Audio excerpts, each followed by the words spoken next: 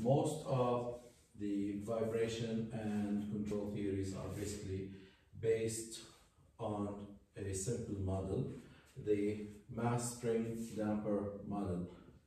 If we have a simple spring attached to a fixed support, the damper attached to a mass M, and force F of t applied here, the displacement is x of t.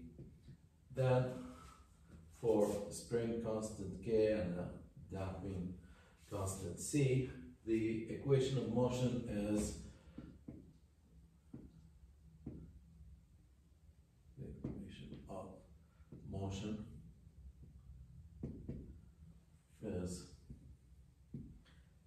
m x double dot plus c x dot plus k x equals f of t, which is basically a second order differential equation. Now, this differential equation has two solutions: homogeneous solution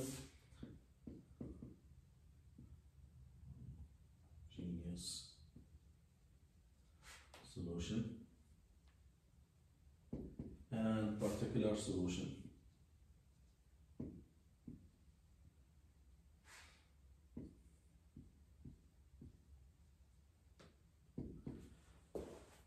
And to obtain the homogeneous solution, what do? We start by setting the right hand side to 0 and solve for the response with 0 input. And then for the second part, the particular solution, we put back the right hand side and solve again for the total response, and then we apply initial conditions and so on.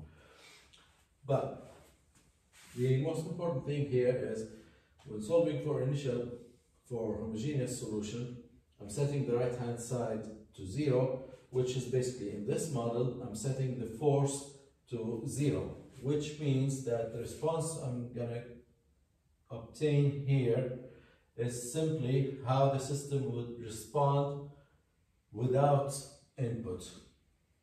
Given that the system has some initial condition, how the system will just respond starting from certain initial conditions. So it's just the natural response of the system without any force applied to it. That's why we will just refer to homogeneous solution from now on as the natural response. As for the particular solution, that's where you add the force back here, and that's why it's going to be called the forced response.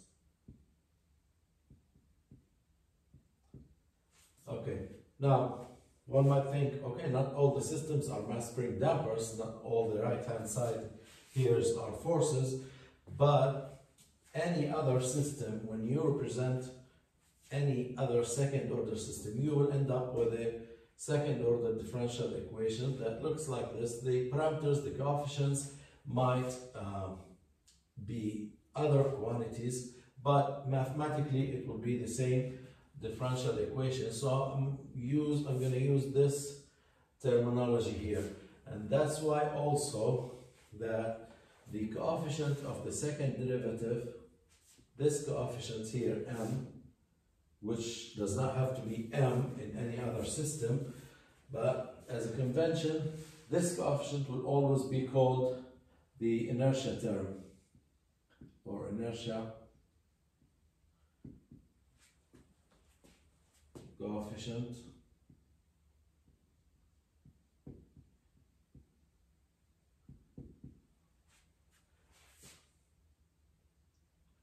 And the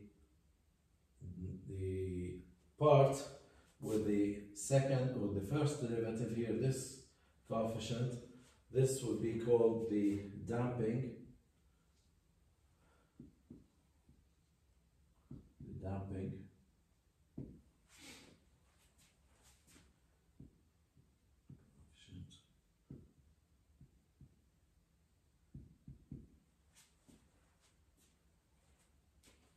the part with the variable itself, the dependent variable x of t, since it is represented by a spring in this model, but it's not always a spring.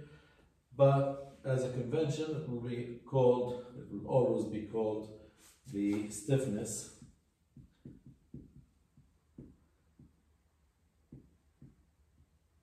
coefficient.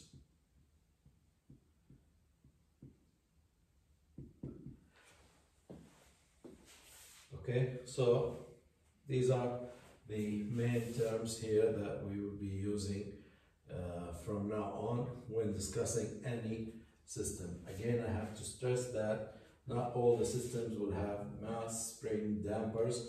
They could be thermal systems, fluid problem.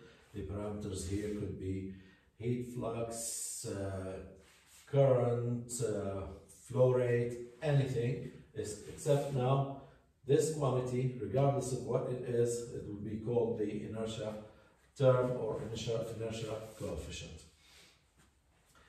Now, to study the response of a system, first I have to say that the system will have a total response .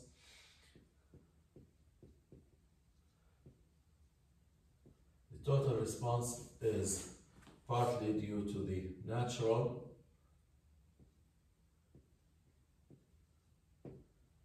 response plus the forced response. Now, for the forced response part, which is basically the particular solution, when solving differential equation, we know that the forced response will have the same form as the input force itself. That's how we actually solve differential equations.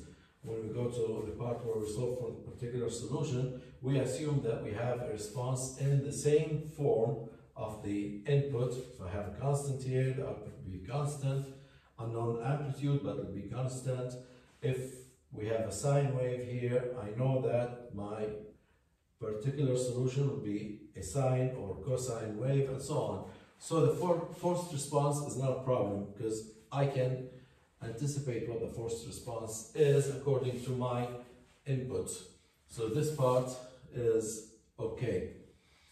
The problem I will have is the natural response, and that's the part that comes from this side of the differential equation, because the right hand side is set to 0, and whatever here in the differential equation is going to control what the natural response is going to look like. And generally, first inspecting a differential equation, I cannot tell what the natural response would be except by solving the differential equation. But now I'm going to try to find some shortcuts to determine or identify the response of a system, the natural response, and that's the part I'm worried about. Because when you control a system, forced response, that's your input, so that's not a problem with the control system. Your problem is when you add an input and the natural response behaves in a weird way or in a stable way, an unstable way. That's my problem here. This is the part that I need to control or alter. This, or in many cases, this is the part that I need to eliminate. I need to have just the response to the input to the system. So most of the time I will try to eliminate this natural response. I want it to go to 0 so that the only response that remains is the response to my input. So the exact natural response, as saying that We have to solve the differential equation and find the exact solution with the amplitude and all other parameters. Is not an issue now. The issue is how this natural response will be. Is it going to be a stable response, unstable response? Is it going to decay to zero with time? Is it gonna explode and exponentially? This is what I need to know. Is it going to be a sinusoidal response? If it is a sinusoidal response, then what kind of sinusoid do we have? What phase shift do we have? What frequency do we have? Okay, so this is the part that I need to have some shortcuts to determine without the need to solve the whole differential equation from scratch.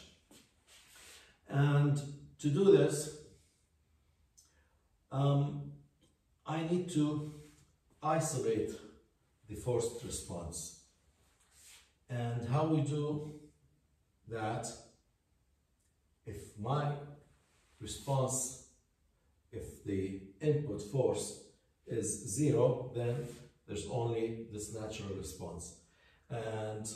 But if we have no initial conditions, then the system will not move. It will stay in its stable position. So I have to have some input to the system for a short period of time, remove that input, and see how the system behaves without that input.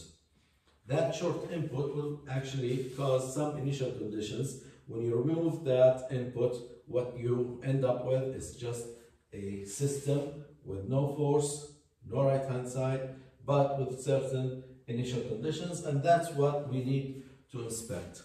So the best way to do this is what's called impulse response. What is an impulse? An impulse is basically a short time input with large amplitudes, basically some input over a short period of time with certain large amplitude, and I'm going to call this impulse. This is time, and this is the amplitude of the impulse. This will be a very, very short time. Just delta t. And that impulse has a form, let's say that this axis is r of t, then the form of the impulse r of t is represented by delta direct function delta t, and that represents this sharp input. So it's just basically like having a system and giving it an initial kick. For a mass spring damper here, if we hammer it from one side for a short period, just one kick here, what's going to happen? It's going to have some initial velocity due to that impact, and then nothing else as an input, and the system will start to oscillate on its own, and that would be my natural response. So an impulse is a short input. This is going to cause an initial conditions in the system, and the system, after this short period of time, the whole response here will be natural response in this period, in this range, and that's what I'm going to study. Now,